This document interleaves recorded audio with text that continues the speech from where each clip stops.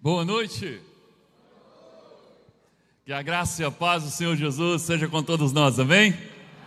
Querido, em nome de Jesus, em nome da Igreja Batista Vida Nova, nós damos as boas-vindas a todos vocês. É uma alegria ter você aqui conosco nessa noite.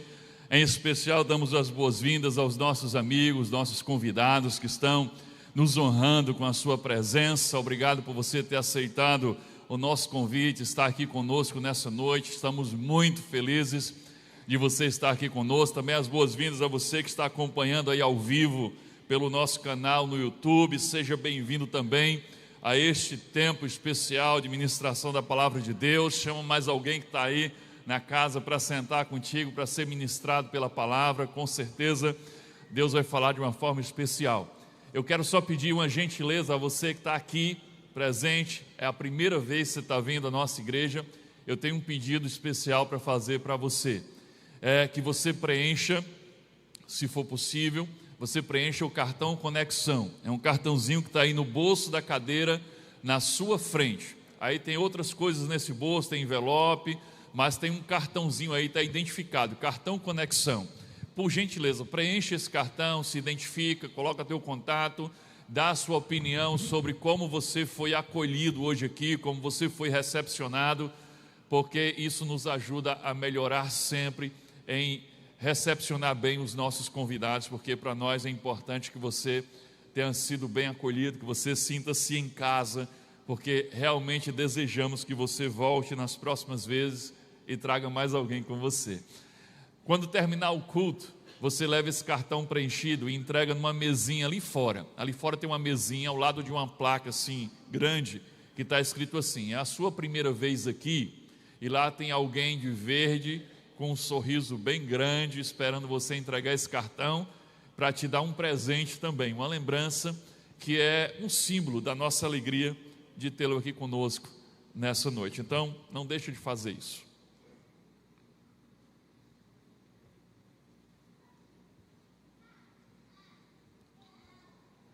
Queridos, nós vamos continuar a nossa série de mensagens baseada no livro de Atos dos Apóstolos.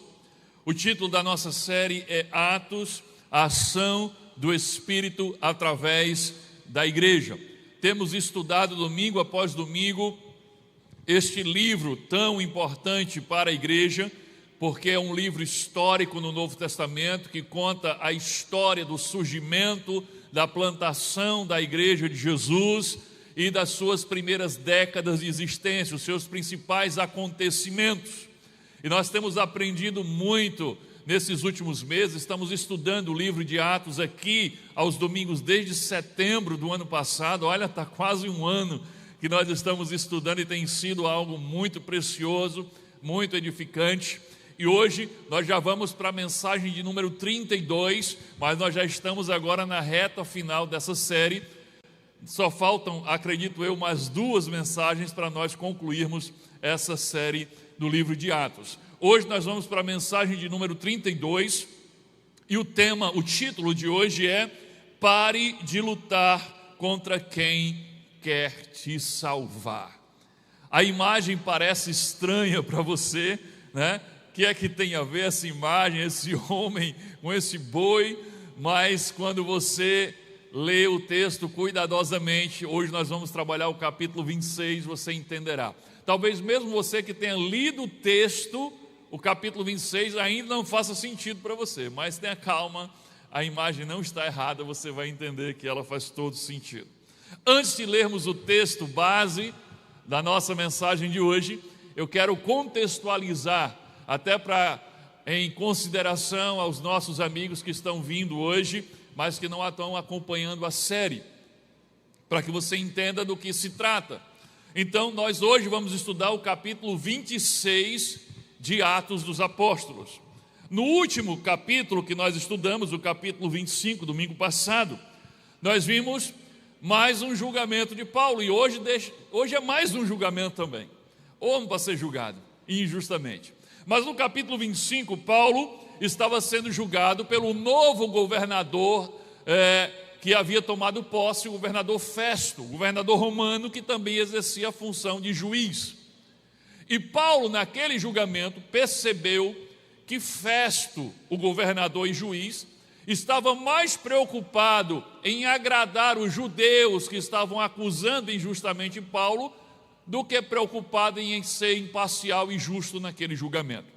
Os judeus haviam solicitado a Festo que transferisse Paulo de Cesareia, a sede do governo, para Jerusalém, para ser julgado em Jerusalém. E tudo aquilo era apenas uma farsa, porque eles haviam planejado uma emboscada para que, quando Festo fosse transferir Paulo para Jerusalém, no trajeto, eles atacassem o comboio e matassem Paulo. Essa já era a segunda vez que eles tramavam esse tipo de emboscada. Então, quando eles pediram a transferência de Paulo, sem motivo algum, Paulo já entendeu que se tratava de uma nova emboscada. Festo estava desejoso de atender aquele pedido, até perguntou a Paulo: você não se incomoda que eu transfira você para Jerusalém, para ser julgado lá? E quando Paulo vê essa inclinação de Festo em atender o pedido dos judeus, a inclinação de Festo em jogar Paulo na boca dos lobos, então Paulo usa de uma prerrogativa que era lícita, porque ele era cidadão romano. Paulo tinha o título de cidadão romano. Então Paulo, naquele julgamento, apela para César. Ele diz: eu apelo para César. Isso significava que Paulo estava apelando para uma instância superior, a instância maior de jurisdição do Império Romano. Era o direito de, como cidadão romano, ser julgado pelo imperador César. Era como se fosse o Supremo Tribunal de Roma. E Festo, o governador, não tinha outra opção a não ser atender o apelo de Paulo, porque ele era cidadão romano e tinha direito a fazer esse apelo. Mas quando ele faz isso, Festo confessa que agora tem um problema. E qual era o problema que Festo tinha? O governador e juiz. Ele diz: como eu poderei enviar um prisioneiro para ser julgado pelo imperador, sem ter um caso constituído que seja relevante contra este acusado? Como eu posso mandar um homem sem acusação formal? E ele não sabia como redigir a acusação, porque tudo que Paulo tinha sido acusado tinha caído por terra. Então ele recebe a visita do rei Herodes Agripa, que era conhecedor do dia a dia dos judeus e da sua lei. Então o governador pede ajuda a Herodes e diz: olha, eu quero que você escute um prisioneiro que eu tenho aqui, que apelou para César, para que você me ajude a formular esta acusação formal, para que eu envie ele para Roma, para César. E aí é nesse contexto aqui que Paulo agora, novamente numa sessão de julgamento, desta vez sendo ouvido pelo rei Herodes Agripa, na presença do governador Félix, ele agora vai fazer a sua defesa. Esse é o contexto do texto que nós vamos ler. Mas quando eu comecei a ler o capítulo 26, eu percebi que Paulo, em vez de se defender, ele conta de novo o seu testemunho de conversão. De como Jesus, já ressurreto, aparece de forma sobrenatural para ele na estrada para Damasco, quando ele estava indo a Damasco furioso prender os discípulos de Jesus e arrastá-los para Jerusalém para serem julgados, igual queriam fazer com ele agora. E aí Jesus aparece para ele de forma sobrenatural e etc. Quando eu li isso, eu pensei: poxa, vai ficar repetitiva essa mensagem, porque nós já vimos esse testemunho de Paulo quando estudamos o capítulo 9 de Atos, Lucas, o autor do livro, contando a conversão de Paulo. Depois nós vimos o testemunho de Paulo no capítulo 22, o próprio Paulo também sendo julgado, agora diante do povo, e sob custódia dos romanos, ele também conta o seu testemunho, e agora novamente ele conta o testemunho, e eu já estava considerando pular o capítulo 26, e dizer: irmão, já estudamos isso. E aí eu li uma vez, duas vezes, três vezes, eu acho que na quarta ou quinta vez que eu li o capítulo 26, eu vi algo que eu não tinha visto antes. Tem uma frase no capítulo 26. Paulo revela uma frase que Jesus disse a ele lá naquele encontro, na estrada de Damasco, que Paulo ainda não tinha revelado isso em lugar nenhum. E esta frase vai ser a base de tudo que vamos aprender na mensagem de hoje. Ficou curioso para saber que frase é essa? Então, acompanhe comigo a leitura do capítulo 26 de Atos dos Apóstolos. Dê a esse texto a sua completa atenção, mas acima de tudo, a sua completa reverência, porque esta é a palavra de Deus, a parte mais importante da mensagem de hoje. Acompanhe na tela a leitura que diz assim, a partir do versículo 2. Paulo está no julgamento, falando ao rei Agripa, mas na presença do governador Festo. Rei Agripa, Paulo diz, considero-me feliz por poder estar hoje em tua presença, para fazer a minha defesa contra todas as acusações dos judeus. Todos os judeus sabem como tenho vivido desde pequeno, tanto em minha terra natal como em Jerusalém. Eles me conhecem há muito tempo e podem testemunhar, se quiserem, que como fariseu, veja, Paulo era fariseu, vivei de acordo com a seita mais severa da nossa religião, que eram os fariseus, considerados uma seita, um partido. Paulo está dizendo, enquanto judeu eu fui extremamente fiel às nossas crenças. Agora versículo 6, Paulo diz assim, agora estou sendo julgado por causa da minha esperança no que Deus prometeu aos nossos antepassados. Porque os senhores acham impossível que Deus ressuscite mortos? Porque Paulo estava sendo julgado por anunciar que Jesus havia ressuscitado dos mortos. Paulo diz, eu também estava convencido de que deveria fazer todo o possível para me opor ao nome de Jesus, o Nazareno.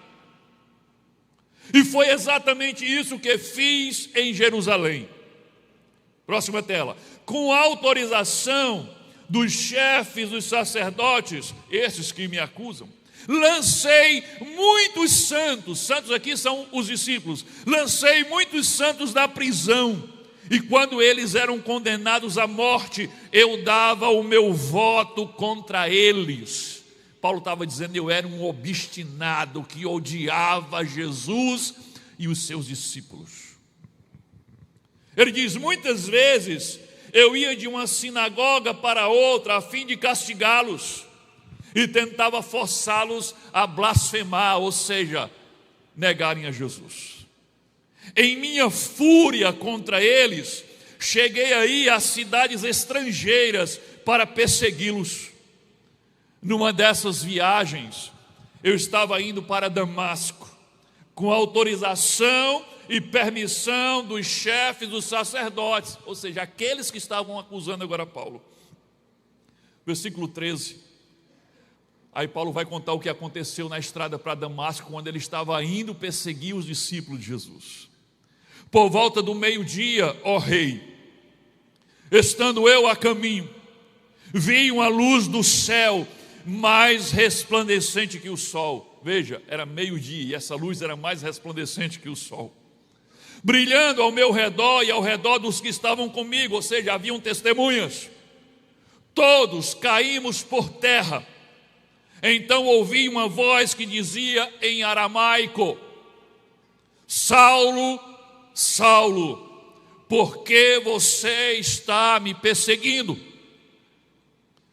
Resistir ao aguilhão só lhe trará dor. Aqui está a frase. Em nenhum outro canto no testemunho de Paulo está a revelação de que Jesus disse isso. Além de dizer, por que você está me perseguindo, Jesus disse, resistir ao aguilhão só lhe trará dor. Não se preocupe em entender a frase agora. Vamos continuar. Versículo 15. Então perguntei, quem és tu, Senhor? Respondeu o Senhor, sou Jesus a quem você está perseguindo. Eu não canso de imaginar o pavor e o espanto de Paulo ao ouvir isso. que aquela voz era de Jesus, aquele que ele achava que estava morto, mas estava vivo falando com ele ali. Agora, levante-se, fique de pé.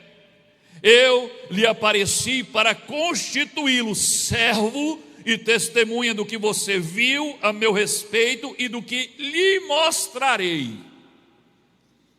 Eu livrarei do seu próprio povo, ou seja, já estava dizendo que ele seria perseguido pelos judeus. Eu livrarei do seu próprio povo e dos gentios, ou seja, os não-judeus, aos quais eu o envio para abrir-lhes os olhos e convertê-los das trevas para a luz e do poder de Satanás para Deus, a fim de que recebam o perdão dos pecados e herança entre os que são santificados pela fé em mim. Isso também é novo. Paulo não tinha revelado ainda esta orientação clara de Jesus. Versículo 19: assim, Rei Agripa, não fui desobediente à visão celestial. Paulo está dizendo: o que eu estou fazendo é cumprir o que ouvi naquele dia. Por isso os judeus me prenderam no pátio do templo e tentaram matar-me. Não estou dizendo nada além do que os profetas e Moisés disseram que haveria de acontecer, que o Cristo haveria de sofrer e, sendo o primeiro a ressuscitar dentre os mortos, proclamaria luz para o seu próprio povo e para os gentios. Paulo diz: o rei está familiarizado com estas coisas, ou seja, o senhor sabe do que eu estou falando. E lhes posso falar abertamente. Estou certo de que nada disso escapou o seu conhecimento, pois nada se passou num lugar qualquer, ou seja, tudo se passou debaixo do seu nariz, em Jerusalém. Rei Agripa, crês nos profetas? Paulo pergunta, e Paulo responde: eu sei que sim. O rei não nega. Paulo olha na cara do rei e diz: tu crês no que os profetas dizem? Veja, ele acabou de dizer que os profetas falavam sobre Jesus. E ele diz: tu crês no que os profetas dizem? O rei Agripa engole seco e Paulo diz: eu sei que sim. Então Agripa disse a Paulo: você acha que em tão pouco tempo pode convencer-me a tornar-me cristão? Em outras versões da Nova Almeida Atualizada, diz que Agripa disse assim: por pouco você não me convence de tornar-me um cristão. Versículo 29, Paulo respondeu: em pouco ou em muito, peço a Deus que não apenas tu, mas todos os que hoje me ouvem se tornem como eu, menos essas algemas. Saindo do salão, comentavam quem? O rei e o governador. Comentavam entre si: este homem não fez nada que mereça morte ou prisão. Agripa disse a Festo: ele poderia ser posto em liberdade se não tivesse apelado para César. Mas não se engane, já faz mais de 2 anos que Paulo está preso aqui, inocente, porque os governadores romanos insistem em agradar os judeus. Se não tivesse apelado para César, ele não seria posto em liberdade coisíssima nenhuma. Mas essa era a opinião do rei Agripa. Paizinho querido, Deus amado, em nome de Jesus, te agradecemos, Deus, por esta porção maravilhosa da tua palavra. E usa, Deus, a tua palavra como um instrumento de edificação para nós nessa noite. Que o teu Espírito Santo abra o nosso entendimento e nos revele as verdades contidas aqui, que se aplicam à nossa vida de uma forma que o Senhor nos mostre aquilo que precisamos mudar, crescer, amadurecer e sermos transformados. Queremos ouvir a tua voz, viemos a este lugar para isso, para te ouvir, para sermos edificados, mas também confrontados pela tua palavra. Fala conosco, Deus, em nome de Jesus. Amém.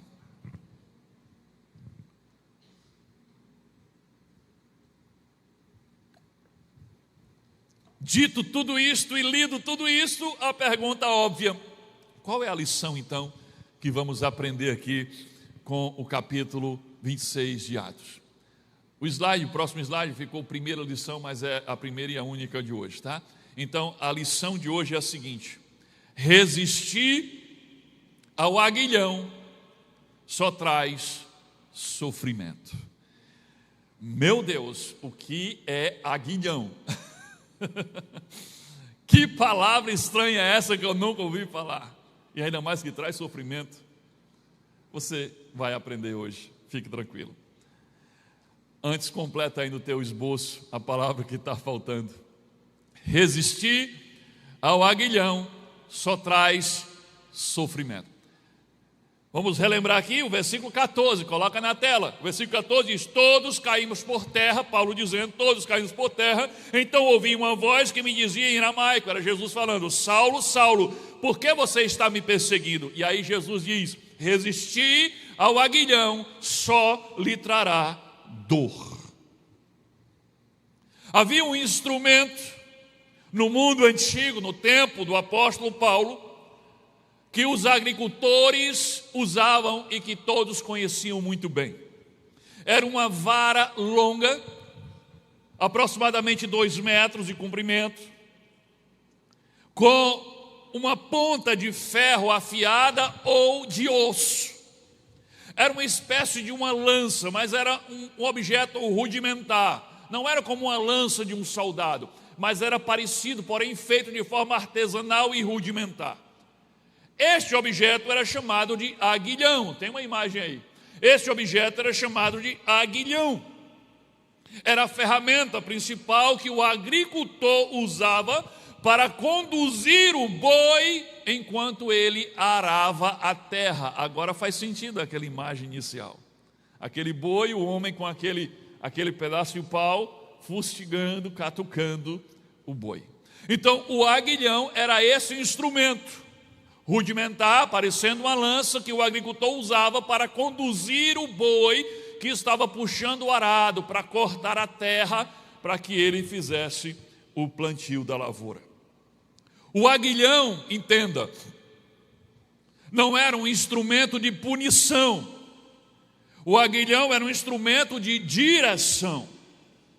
Quando o animal empancava, não queria mais andar, quando ele desviava do caminho, da rota a seguir, quando ele insistia a ir na direção errada, então o agricultor usava o aguilhão para corrigir a rota ou para fazê-lo andar quando ele queria parar. A ponta feria, a dor corrigia e o boi voltava para o caminho. Quando o boi obedecia, o trabalho fluía, o campo era arado e o boi chegava ao final do dia sem sentir dor. Mas quando o boi resistia, quando ele insistia, então o aguilhão feria, e quanto mais ele resistia, mais ele sofria. Jesus está usando esta figura. Jesus está dizendo: eu tenho um aguilhão na mão. Jesus ali é o agricultor com o aguilhão. Paulo é o boi teimoso. E Jesus está dizendo: eu tenho um caminho para você, eu tenho um propósito para você, eu tenho um chamado e uma missão para você, e se você resistir ao aguilhão, isso lhe trará dor. O objetivo do aguilhão nunca foi machucar o boi. A dor fazia parte do processo, mas o propósito final era guiar. A dor do aguilhão era a correção da rota para o caminho certo.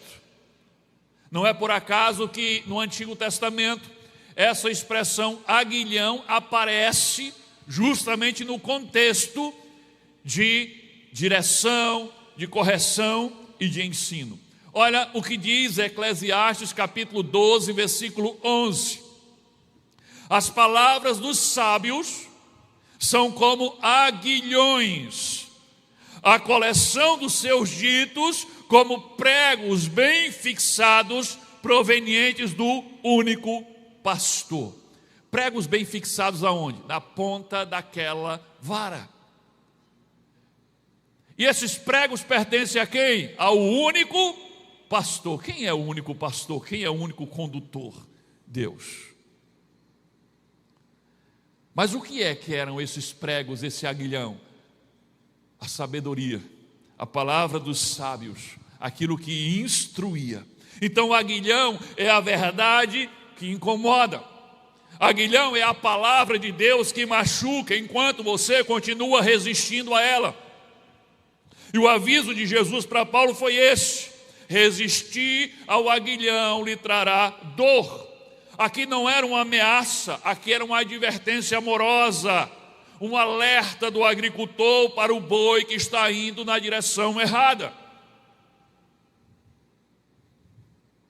Paulo estava indo na direção errada, estava indo à perseguição dos discípulos de Jesus, e ele está dizendo: se você continuar nessa direção e não na direção que eu estou te enviando, você vai sentir dor. Como é que Deus fala, como é que Deus guia? Através da dor do aguilhão. Há uma verdade que poucos conseguem enxergar na dor. Mas às vezes a dor é justamente o sinal de que Deus está cuidando de você. Nem toda dor é Deus falando com você, nem toda dor é uma mensagem de Deus para você. Mas existe uma dor específica, um tipo de dor que é exatamente a voz de Deus te chamando, te guiando para o caminho certo. Agora pense na seguinte ilustração. Pense num peixe, coloca a imagem, pense num peixe que está fora d'água. E por estar fora d'água, ele está em agonia, ele está em sofrimento, ele está sofrendo. Por que ele está sofrendo? Porque Deus está punindo ele? Não, não há raiva de Deus aí, não há punição de Deus aí. Há apenas uma realidade. E a realidade é: o peixe não foi criado para o ar, ele foi criado para a água. E se ele resistir a esta verdade, ele vai sofrer e ele vai morrer. Da mesma forma, o ser humano, ele foi criado por Deus e para Deus, e encontra em Deus o seu propósito. Colossenses capítulo 1, versículo 15 e 17, olha o que Paulo ensinou. Paulo diz assim: ele está falando de Jesus, ele é a imagem do Deus invisível, o primogênito, ou seja, o primeiro sobre toda a criação, o mais importante. Porquanto nele foram criadas todas as coisas, nos céus e na terra, as visíveis e as invisíveis, sejam tronos, dominações, sejam governos ou poderes, tudo foi criado nele, em Jesus. Ele diz: tudo foi criado por ele e para ele. Ele existe antes de tudo que há, e nele todas as coisas subsistem. Em outras versões diz: e nele tudo encontra o seu propósito. Você consegue entender essa verdade? Paulo está dizendo: porque em Cristo todas as coisas foram criadas por Ele, mas foram criadas para Ele, e elas existem nele, elas devem existir nele.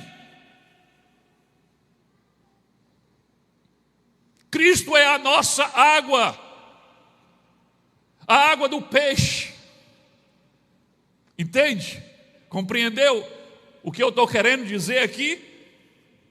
Diz que tudo foi criado por Ele e para Ele. Isso inclui você, isso inclui a sua vida.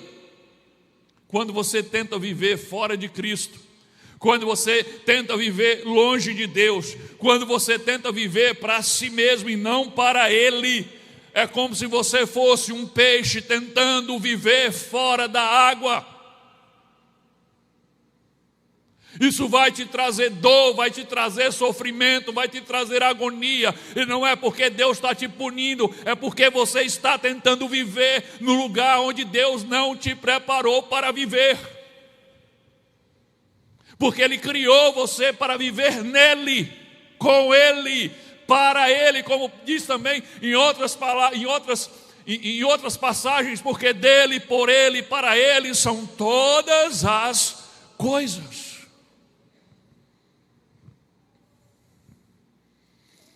O desconforto, a dor, o sofrimento que você sente quando está vivendo longe de Deus, não é punição de Deus, não, é apenas os sintomas de quem está vivendo fora do habitat natural que Deus criou para você. Você foi criado para viver em comunhão com Deus.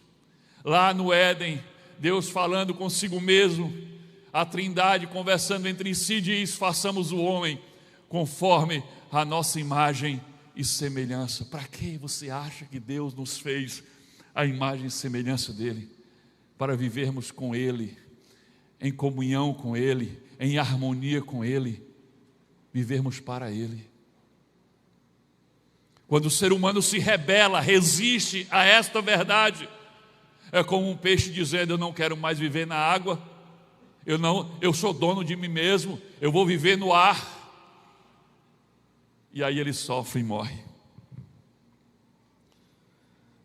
Quando resiste ao chamado do seu Criador, você não está apenas desobedecendo uma ordem, uma direção. Você está vivendo literalmente fora das condições para as quais você foi projetado. Longe de Deus sempre haverá dor.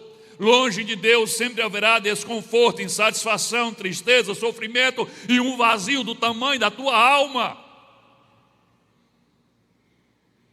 E todas essas coisas, dor, desconforto, insatisfação, tristeza, sofrimento, vazio, tudo isso são os aguilhões, os pregos, a ponta de ferro do aguilhão te fustigando.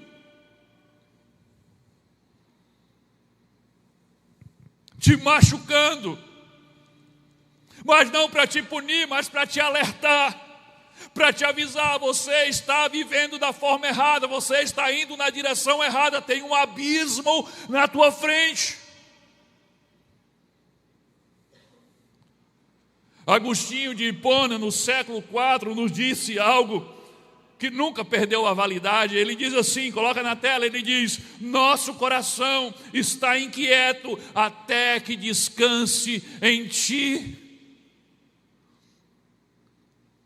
Essa é a verdade mais pura. O coração humano estará inquieto, insatisfeito, até que se entregue ao Senhor, até que descanse no Senhor.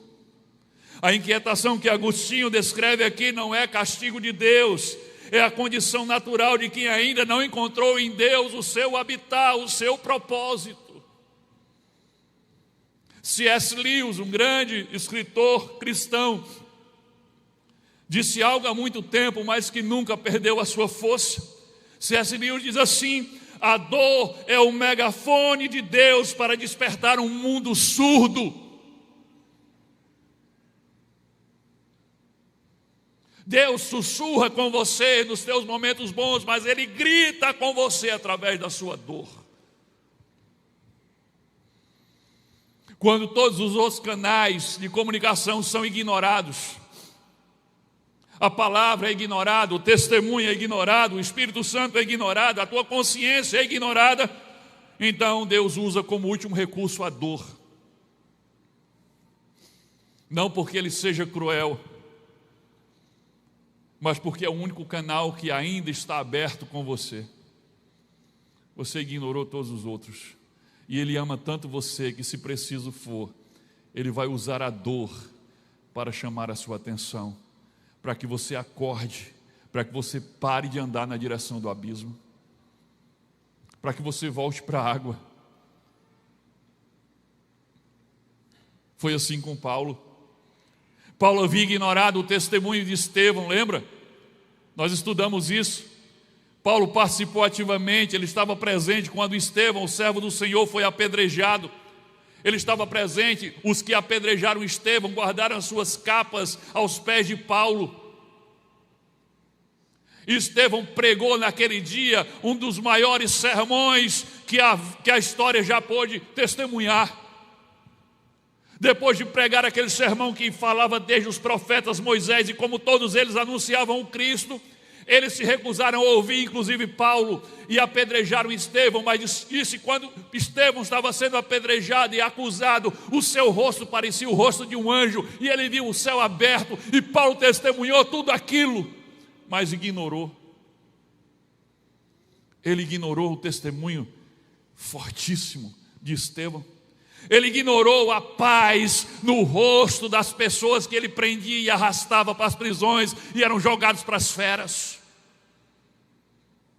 Ele ignorou a voz da sua consciência que já o acusava, porque você pensa que Paulo não tinha uma consciência pesada? Aquela fúria que ele tinha e que era crescente, como ele mesmo disse, que ele estava furioso contra os discípulos de Jesus e que ele saía pelas cidades estrangeiras caçando discípulos e arrastando eles para condená-los à morte. Aquela fúria crescente é típica de alguém que está querendo calar uma verdade, uma voz na sua consciência que ele não consegue calar. Mas ele ignorou. Paulo não era o tipo do homem que se renderia pelo amor. Então Jesus usa a dor. Não para puni-lo, mas para resgatá-lo. Para resgatá-lo. Primeiro a luz derruba ele no chão. Depois a luz o cega com uma cegueira que nenhum médico na face da terra poderia curá-lo.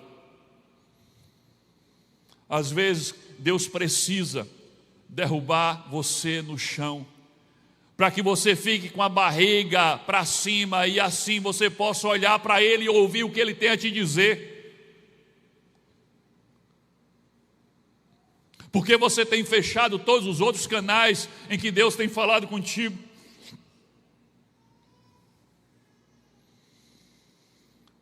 Nenhum de nós gosta de mudar, nenhum de nós gosta de admitir que está errado. Nós não mudamos quando vemos a luz, nós mudamos quando sentimos a dor. Nós mudamos quando a dor é maior do que o medo da mudança, nós mudamos quando a dor é maior do que o nosso orgulho. Nós mudamos quando a dor é maior do que a nossa teimosia. E Deus ama tanto você, que Ele vai permitir que você sinta uma dose suficiente de dor para chamar a tua atenção.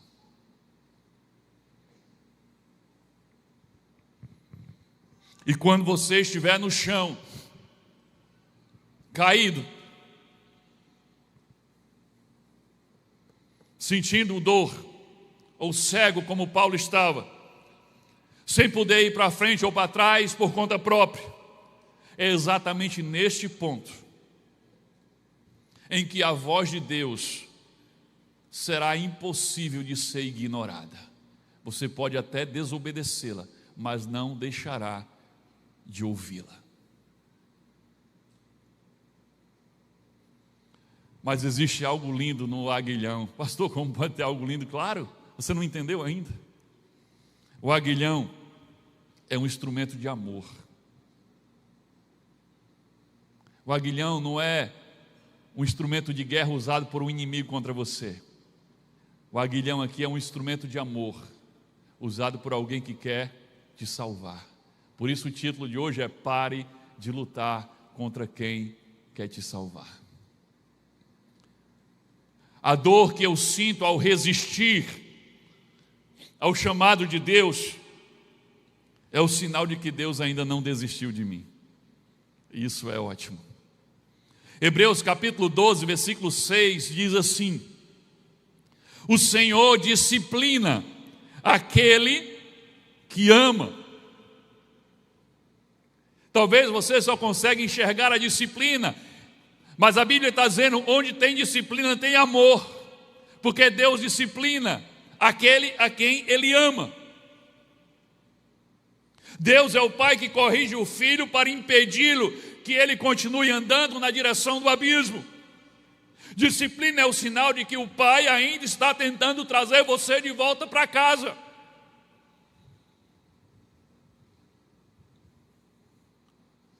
Agora existe algo muito sério que eu preciso dizer para você nessa noite a respeito da dor do aguilhão.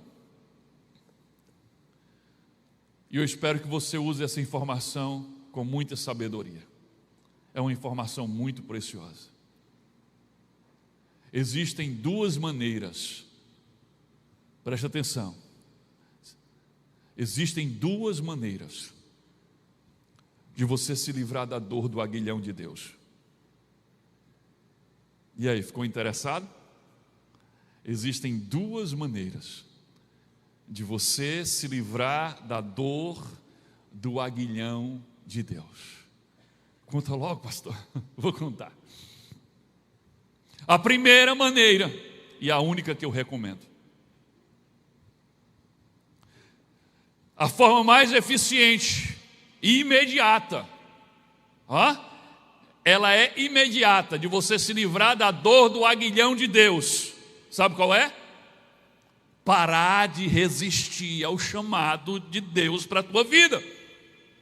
Parar de resistir ao chamado de Jesus para você. Quando você se rende ao chamado de Deus, o aguilhão é recolhido. Assim, quando o boi volta para a rota, o aguilhão é recolhido. Então essa é a forma mais eficaz e a forma que Paulo usou: se render. Deixar que Ele guie sua vida, conduza seus passos, governe suas ações, como Paulo fez. E a dor do aguilhão vai embora, porque o aguilhão de Deus só dói enquanto você está no caminho errado. Mas existe uma segunda forma de você se livrar da dor do aguilhão de Deus, e essa eu não recomendo. Mas vou ser muito honesto e vou dizer que ela existe, e vou dizer até como você pode fazer, se você quiser. Essa forma Paulo não ensina aqui no seu testemunho no capítulo 26 de Atos. Essa forma ele ensina na sua carta aos Romanos. Nós vamos ver daqui a pouco. A segunda forma de você se livrar da dor do aguilhão de Deus, sabe qual é? Essa não é imediata, ela demora, mas ela funciona. A segunda forma de você se livrar da dor do aguilhão de Deus é você continuar resistindo ao chamado de Deus. E resistir por muito tempo. Se você aguentar firme a dor do aguilhão, o desconforto de viver fora de Deus e longe de Deus, se você aguentar isso por um tempo suficiente, esse aguilhão vai perder o poder de te incomodar, de te machucar. Então, se você quer ir por esse caminho, aqui está a receita. Aguenta firme, trinca os dentes, respira fundo e seja o mais teimoso que você puder. Seja o mais desobediente a Deus que você puder. Vai firme, aguenta. Vai chegar uma hora que o aguilhão de Deus vai perder o poder de te incomodar. Sério, pastor? Sério? É. A dor vai parar se eu conseguir resistir ao chamado de Jesus por muito tempo. Sim, vai parar. Mas quando isso acontecer, não comemorem. Não comemorem. Não respire aliviado. Você não venceu quando isso acontecer. Porque o dia em que o aguilhão de Deus parar de doer em você, não é o dia da sua vitória, é o dia do seu abandono.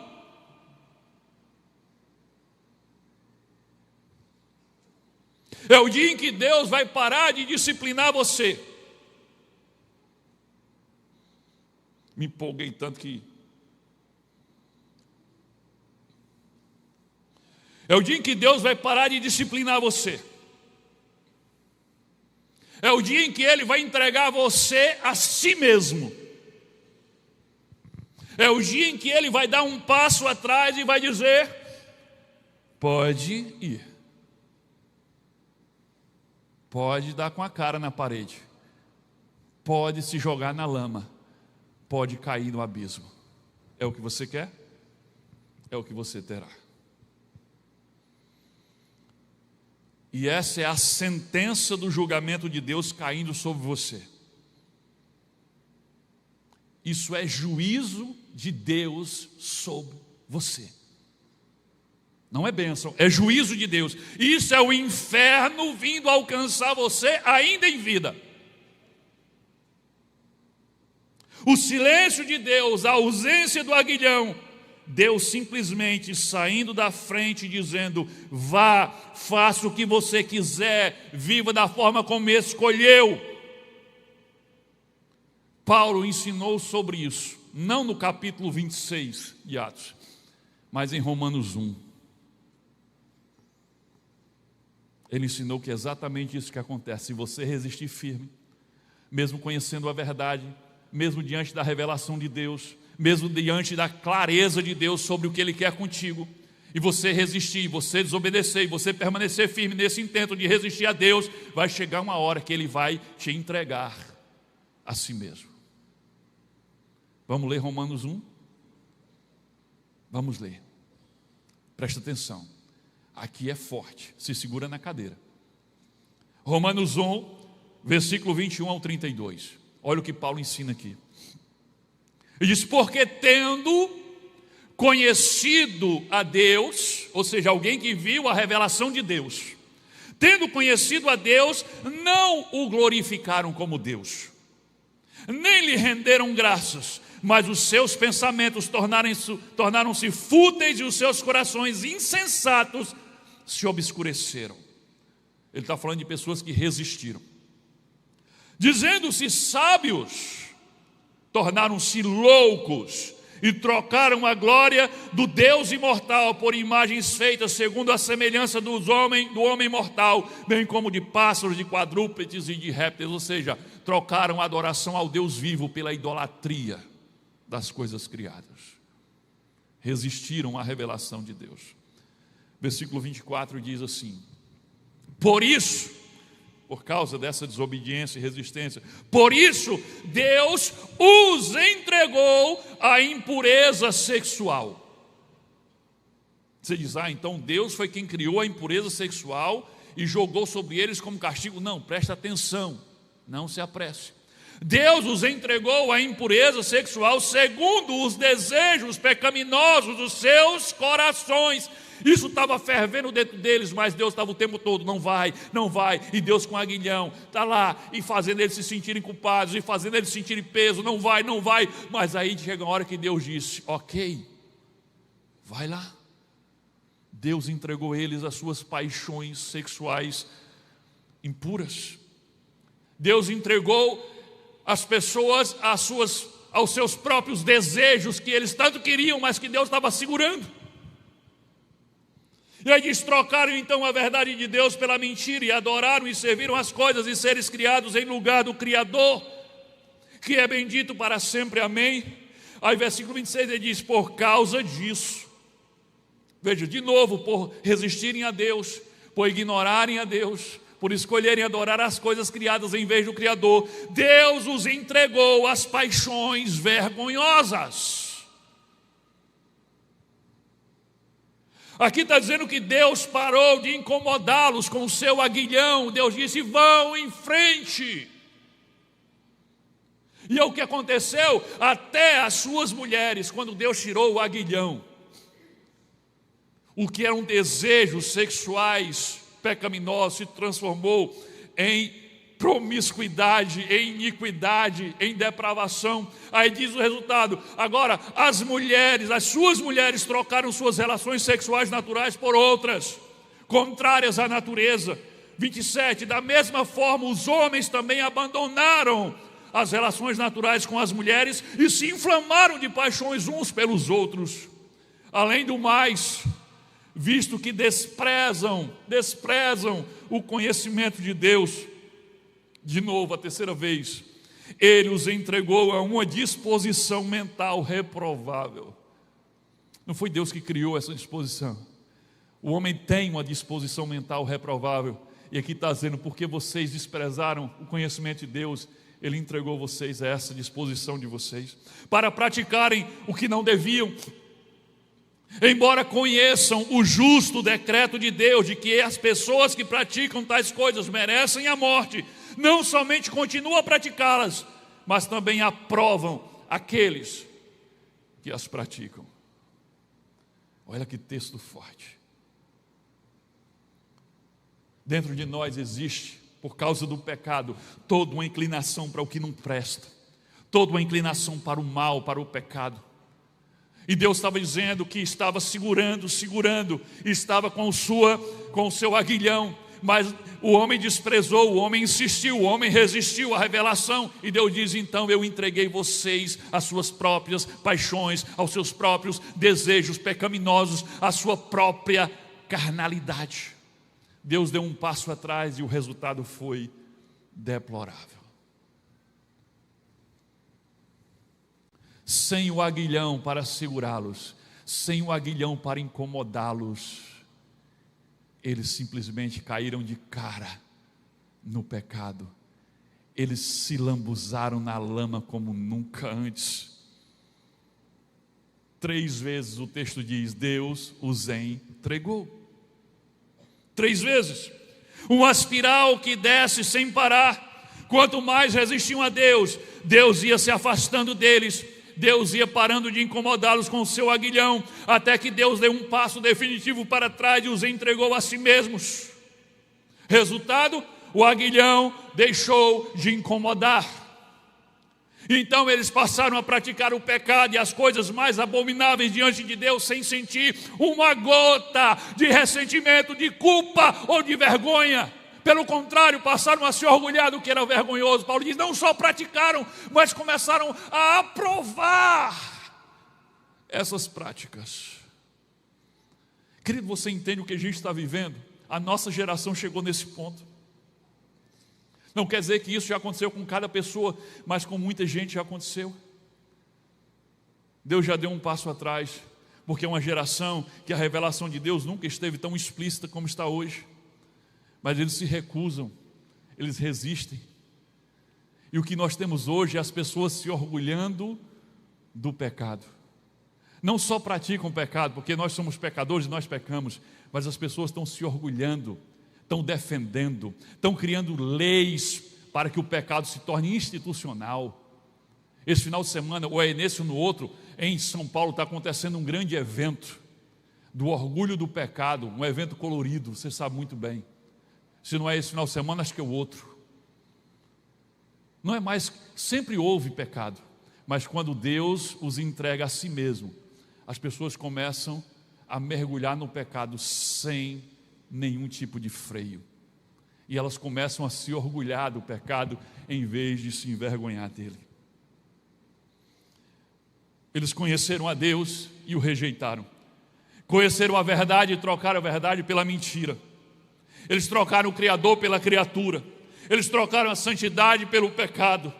E Deus, depois de chamar, de insistir, de usar o aguilhão repetidas vezes, simplesmente os entregou a si mesmo e aos seus desejos carnais. E o resultado? O que é que aquelas pessoas sentiram a curto prazo? Elas sentiram um grande alívio. O homem que chega a esse ponto de resistir tanto ao aguilhão, resiste a Deus, ele chega ao ponto que Deus recolhe o aguilhão e ele sente alívio. Finalmente me libertei. Ele diz, eu evoluí, eu estou agora em outro nível, eu me livrei desta culpa arcaica, imposta pela religião, eles dizem. A consciência agora não me acusa mais. O pecado para mim nem existe mais, tudo agora é amor. O que vocês chamam de pecado eu chamo de amor. A culpa desapareceu completamente. Sou um ser evoluído. Eu não sou um homem ou uma mulher medieval como vocês que ficam falando de pecado, de culpa. Não existe mais isso em mim. Eu estou livre. Evoluí. É o que eles pensam. Mas ele não entende que a culpa, que a dor do aguilhão, que o incômodo, é aquilo que avisa a ele que a alma dele está doente, uma doença que vai levá-lo para a morte eterna. E que sem essa culpa, sem o desconforto, sem a dor do aguilhão, ele vai morrer sem saber que está morrendo. Porque a culpa não desapareceu porque ele foi perdoado. A culpa desapareceu porque a consciência foi anestesiada pela resistência contínua à verdade de Deus. Ele não deixou de ter culpa porque agora está em paz com Deus, não. É porque ele recebeu a anestesia que antecede a eutanásia. Alerta sério, presta atenção ao alerta. Nesses casos o aguilhão para de doer, sim, para de doer, por um pouco de tempo aqui, para voltar a doer em potência máxima na eternidade, para todo sempre. E eu preciso ser honesto com você sobre uma coisa. A Bíblia não diz, não revela quantas vezes você precisa resistir à verdade de Deus, ao chamado de Jesus, até que Ele recolha o aguilhão. Mas o que ela nos revela já é suficiente para nos deixar num alerta muito perturbador. Se o aguilhão tem doído cada vez menos em você, mesmo que você continue ignorando e resistindo ao chamado de Jesus, isso significa que você está em sérios apuros. Se a voz que te repreende está cada vez mais distante, mesmo quando você continua pecando, se a consciência está cada vez mais silenciosa diante do erro, se a palavra de Deus te incomoda cada vez menos, se o pecado continua presente como nunca, mas a culpa está indo embora, você não está evoluindo, você não está se libertando, você está sendo entregue a si mesmo e você está se perdendo para sempre.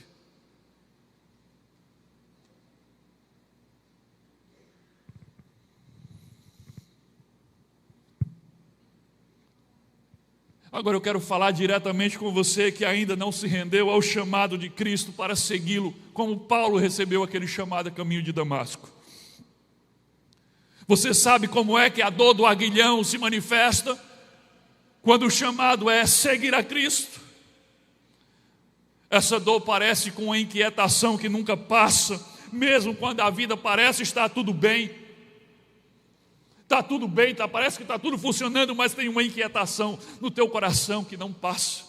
É um vazio no peito que nunca é preenchido por absolutamente nada. Não importa o quanto você realiza, não importa o tanto que você conquista, não importa o quanto dinheiro você ganhe, não importa se você tem um ótimo relacionamento conjugal, não importa, o vazio está lá. Às vezes você se empolga e acha que o vazio foi preenchido, mas no outro dia, quando você olha, ele está lá, ele não vai embora. Está faltando alguma coisa, que vazio. Ele é do tamanho da tua alma. É um desconforto que cresce cada vez que você escuta falar sobre Deus, e até você não quer mais nem ouvir falar sobre esse assunto.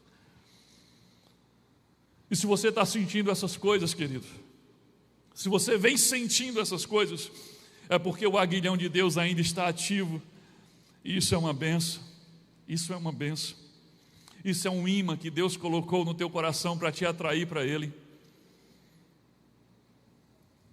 Deus ainda está trabalhando para mudar a sua rota e trazê-lo para Ele antes que você caia no precipício eterno. O aguilhão não é um sinal que Deus está com raiva de você. Ele é um sinal que Deus sabe para onde você está indo, mas se recusa a deixar você chegar lá, porque lá é um lugar ruim. E para quem já é discípulo de Jesus, hein?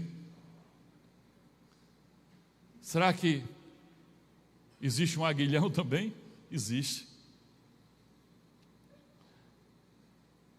Só que você que já aceitou o chamado para ser discípulo, o aguilhão está te incomodando por outros motivos. Há pessoas que já responderam ao chamado da salvação, mas continuam resistindo a um chamado específico dentro da caminhada com Jesus.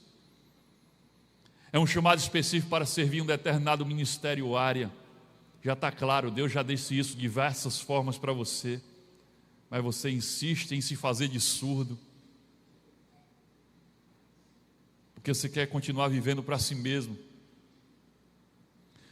É um chamado para você liberar aquele perdão que você insiste em reter. É um chamado para você entregar o controle daquela área da sua vida que você entregou tudo, mas você diz: essa área aqui, Deus, deixa essa daqui comigo.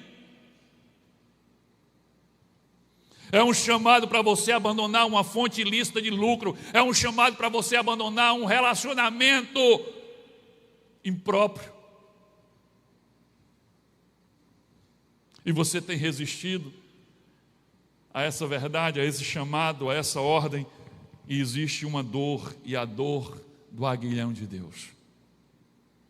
E quando nós falamos de crentes resistindo ao aguilhão, não tem como não lembrar de Jonas, profeta Jonas. Ele não era um pagão, ele não era um perdido, ele era um profeta de Deus.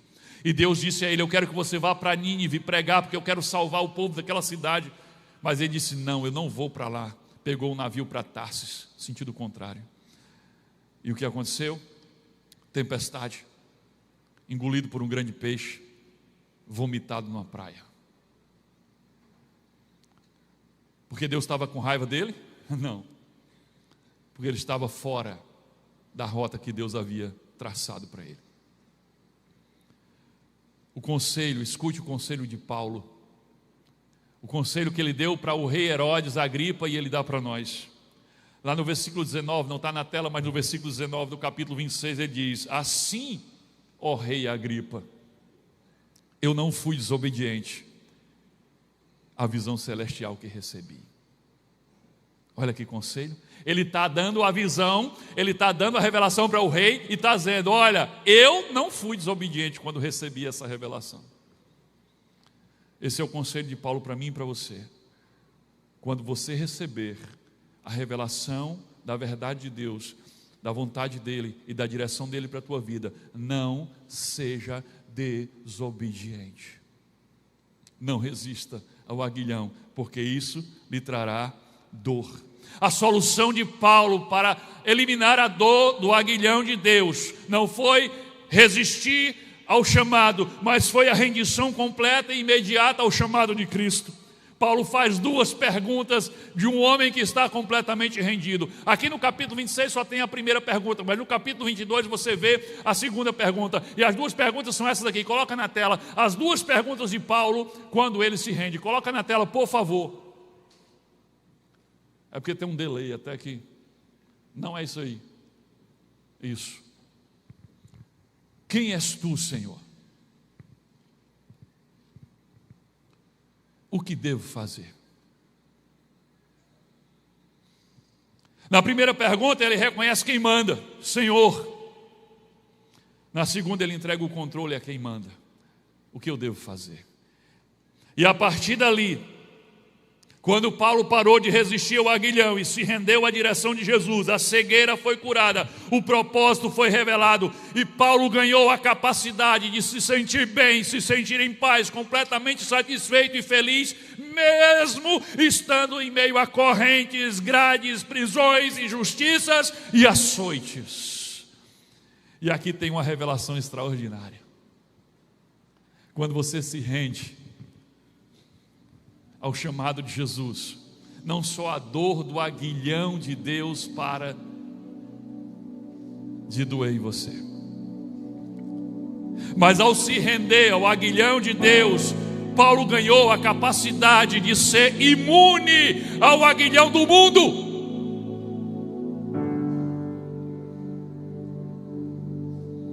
As dores e os sofrimentos desse mundo simplesmente perderam o poder de ferir Paulo. A verdadeira liberdade não vem pela resistência, mas vem pela rendição completa. A partir de agora, Paulo ganhou o poder de não ser mais parado pelos sofrimentos e pelas aflições deste mundo. Quem não lembra de Paulo escrevendo aos Filipenses, ele diz: eu aprendi a estar satisfeito, tendo muito e não tendo nada, tendo o que comer e até passando fome. E ele faz uma série de colocações e diz: eu aprendi a estar satisfeito em toda e qualquer situação. E aí ele diz aquele versículo que é o mais famoso para muita gente, que o pessoal bota no para-brisa traseiro do carro sem nem saber o contexto. Depois dele dizer: aprendi a estar satisfeito em toda e qualquer situação, ou seja, nada deste mundo tem a capacidade de me ferir mais. Aí Paulo diz: porque posso todas as coisas naquele que me fortalece. Esse é o contexto dessa frase. Eu posso todas as coisas naquele que me fortalece. Nada pode me derrubar mais, nem prisões, nem açoites, nem grades, nem cadeias, nem morte, como o próprio Paulo diz, nem profundidade, nem altura, nem principado, nem potestade, nem qualquer coisa pode me separar do amor de Cristo. Porque quando você se rende ao chamado de Jesus, não só a dor do aguilhão de Deus vai embora, como o aguilhão do mundo perde o poder de te incomodar. Querido, se o aguilhão ainda está doendo em você, se o aguilhão de Deus ainda está doendo em você, isso é graça de Deus. É Deus impedindo que você se sinta confortável enquanto caminha para o inferno, entende?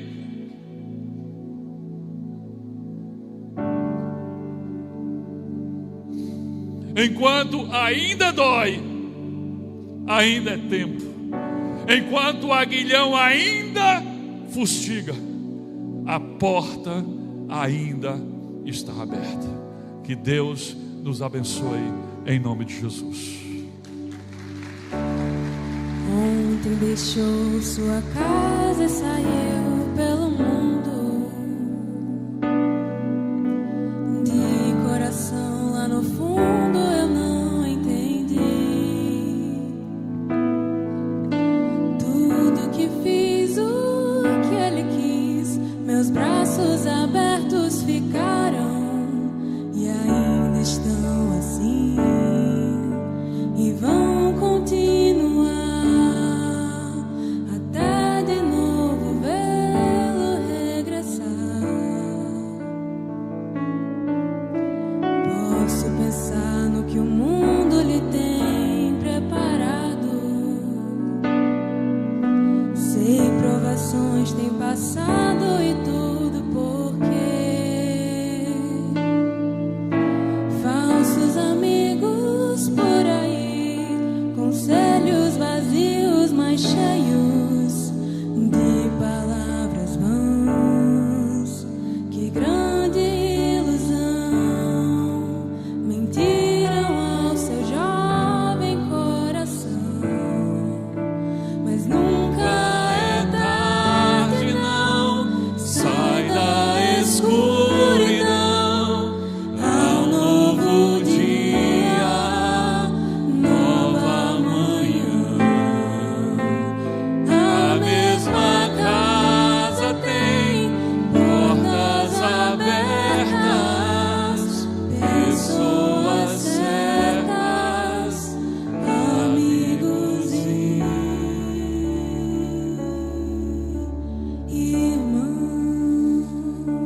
Sabe, tem algo no capítulo 26 de Atos que eu não posso deixar de mencionar e que se encaixa perfeitamente aqui. A resposta do rei Agripa ao questionamento de Paulo, quando Paulo coloca ele no pé da parede e exige dele uma resposta. No capítulo 26, versículo 28, então Agripa se dirigiu a Paulo e disse: por pouco você me convence a me tornar cristão. Por pouco. Foi por um triz, foi quase. A resposta de Herodes a Agripa revela o estado mais perigoso em que uma alma humana pode se encontrar.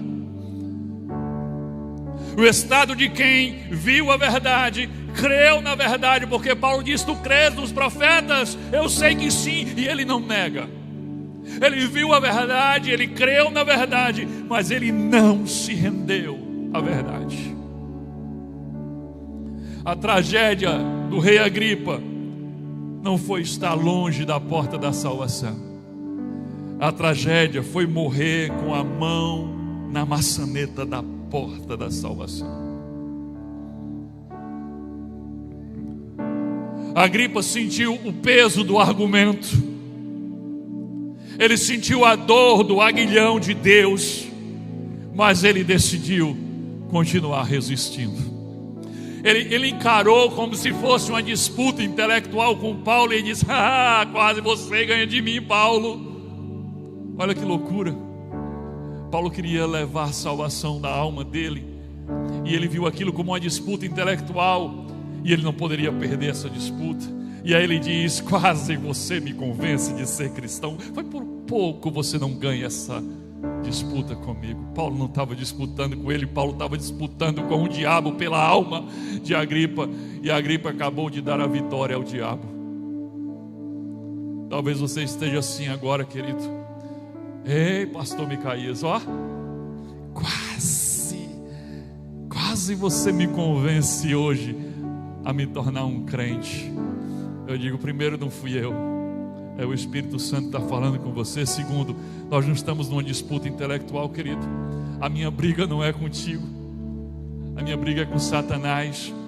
Jesus disse: eis que edificarei a minha igreja, e as portas do inferno não prevalecerão contra ela. Sabe o que ele estava dizendo? Que nós como igreja temos que ir e arrebentar com as portas do inferno e resgatar quem está nas trevas. Lembra do que Jesus falou para Paulo: você vai ser o meu enviado, tanto aos judeus como aos gentios, para ir resgatá-los da luz das trevas e trazê-los para a luz.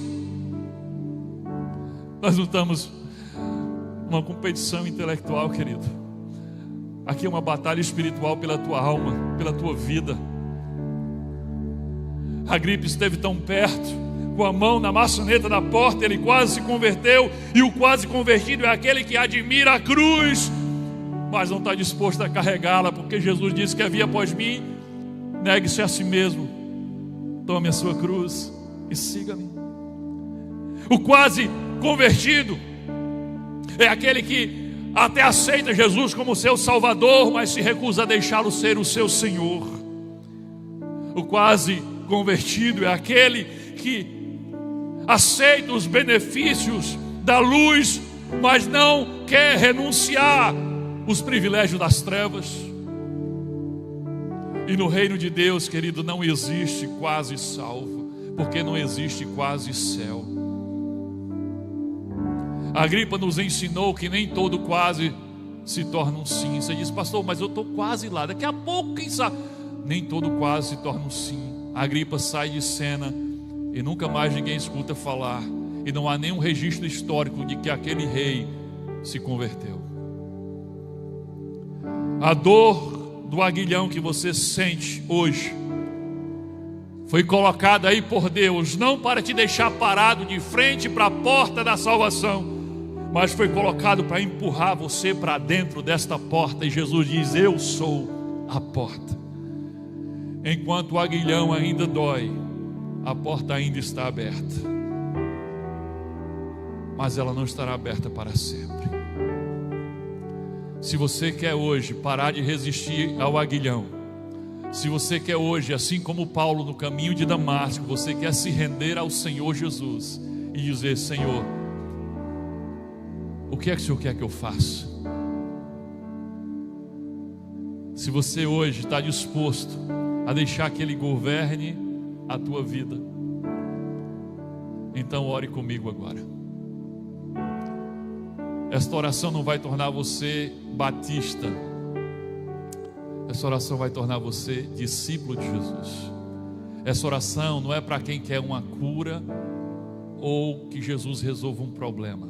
Essa oração é para quem quer tornar-se discípulo de Jesus, para quem quer se comprometer a segui-lo a partir de hoje.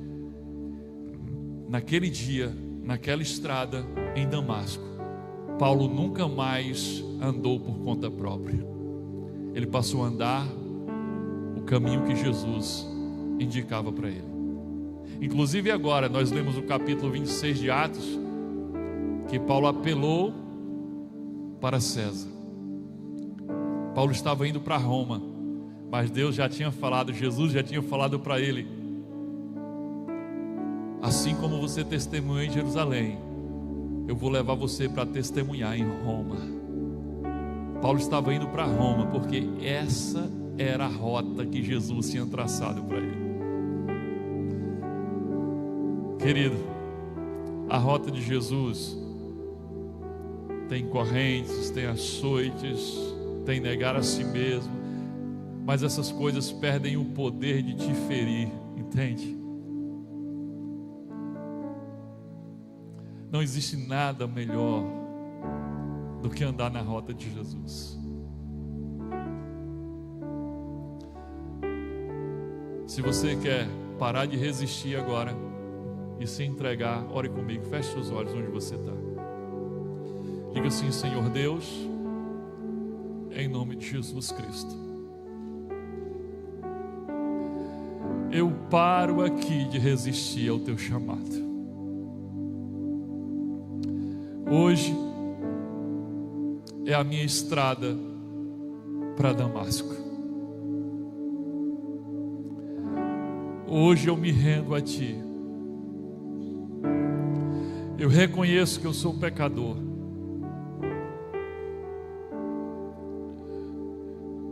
Eu peço perdão, Deus, perdoa pelos meus pecados, por todas as vezes que vivi para mim e não para o Senhor, por todas as vezes que quebrei os Teus mandamentos.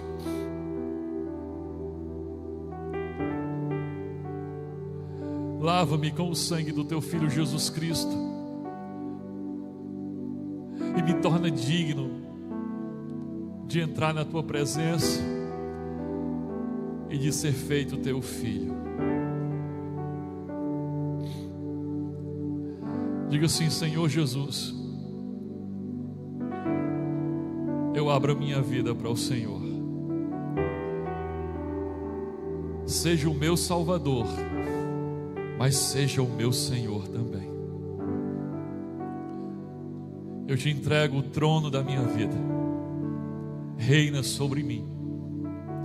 Governe a minha vida, as minhas ações e as minhas reações. Me dá um coração novo e uma mente renovada. Faz do meu corpo a tua casa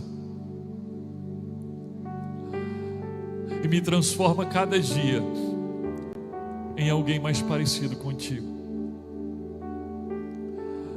E tudo que há em mim que não te agrada, eu abro mão agora. E se for algo pelo qual eu sou apegado, arranca de mim. Mas a partir de hoje, eu só quero para a minha vida aquilo que o Senhor também quiser. Eu me comprometo a te seguir até a eternidade. Mas eu admito, eu reconheço, eu sou fraco, eu sou falho, Eu sou cheio de dúvidas e de incertezas. E se o Senhor não segurar na minha mão, eu vou cair. Então, Jesus, firma os meus passos. Quando eu tropeçar, não deixe eu cair. Mas se eu cair, me levanta.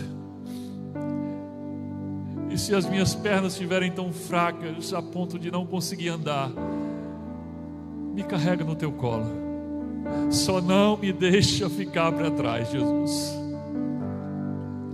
Não me deixa ficar. Me conduz até a presença do Pai, até a vida eterna. Eu creio que Tu és o caminho, a verdade e a vida. E é no Teu nome, Jesus, que eu oro e agradeço. Amém. E louvado seja o nome do Senhor. Querido, se você fez essa oração de todo o teu coração agora, se rendeu ao Senhor, você hoje botou um ponto final na tua resistência. Eu gostaria muito de orar por você e me alegrar com os céus pela tua vida. Aí onde você está, vença a vergonha, vença a tentação de negar a Jesus já no teu primeiro ato. E onde você está, erga sua mão em sinal de que você fez essa oração agora e se tornou discípulo de Jesus. Quem fez essa oração hoje se tornou discípulo de Jesus. Vamos começar por aqui? Aqui nesse lado, quem se tornou discípulo de Jesus agora, através dessa oração? Aqui, ali, glória a Deus pela tua vida, meu querido. Glória a Deus. Quem mais nesse lado? A segunda pessoa aqui nesse lado aqui. Tem mais alguém que fez essa oração agora, se tornando discípulo de Jesus? Não? Aqui no meio, quem foi a pessoa que fez essa oração? Tem alguém aqui no meio? Glória a Deus pela sua vida, meu amado. Louvado seja o nome do Senhor. Tem mais alguém aqui no meio? Tem mais alguém? Tem mais alguém? E aqui nesse lado, quem fez oração e se tornou discípulo de Jesus? Glória a Deus, glória a Deus, glória a Deus, glória a Deus. Glória a Deus, glória a Deus lá atrás. Coisa maravilhosa. Vocês não ficaram no quase, não é verdade? Vocês passaram do ponto do rei Herodes. Vocês não ficaram no quase. Queridos, todos de pé. Meu amado, me dê a honra de orar por você e também te dar um presente especial, que é uma ferramenta, um memorial. Além de ser uma ferramenta, é um memorial para a tua caminhada. Se você fizer a gentileza de vir aqui embaixo, eu prometo, não vou te perguntar nada, não vou te constranger. Eu vou orar por você e os voluntários vão te dar um presente. Você pode vir? Pode vir, querido, eu prometo, eu vou só orar por você, não vou te constranger. Se você não quiser vir sozinho, pede quem está perto de você para vir com você. Recebam aqui, recebam essas pessoas em nome de Jesus. Recebam essas pessoas. Glória a Deus pela vida de vocês. Glória a Deus, glória a Deus. Pode vir, pode vir. Glória a Deus, podem vir. Ai, Deus. Minha alma esperou.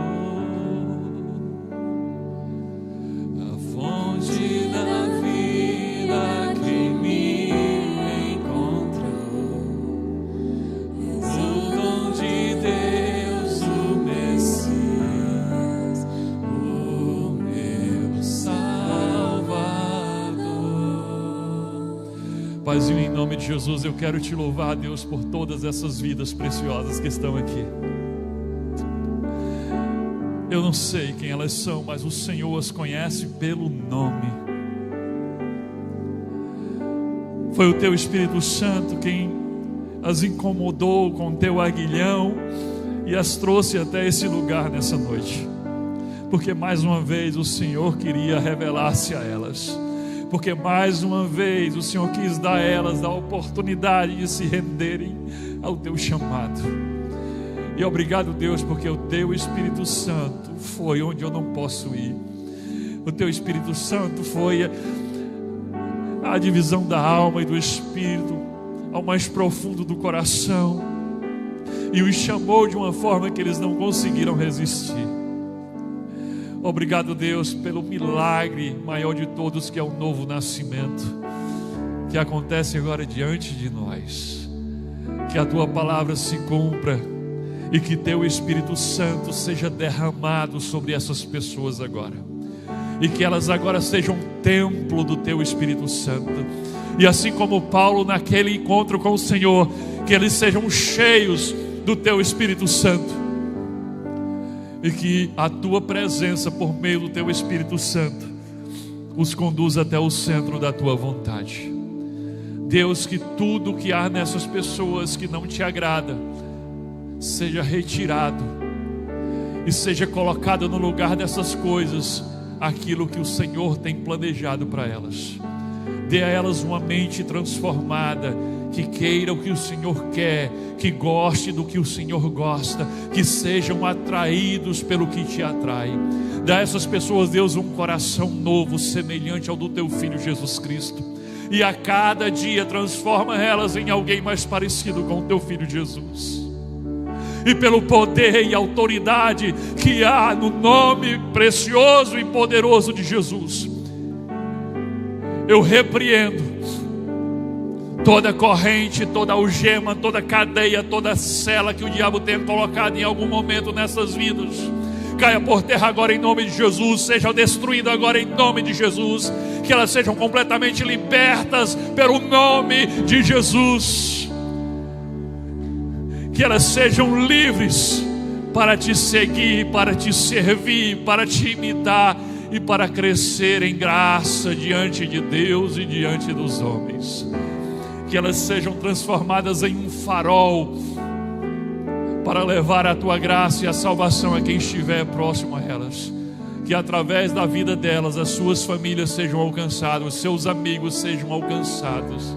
Ó Pai, em nome de Jesus, nós te louvamos por essas vidas e te agradecemos. E a igreja diz: amém. Você pode aplaudir o Senhor pelo que Ele fez hoje aqui?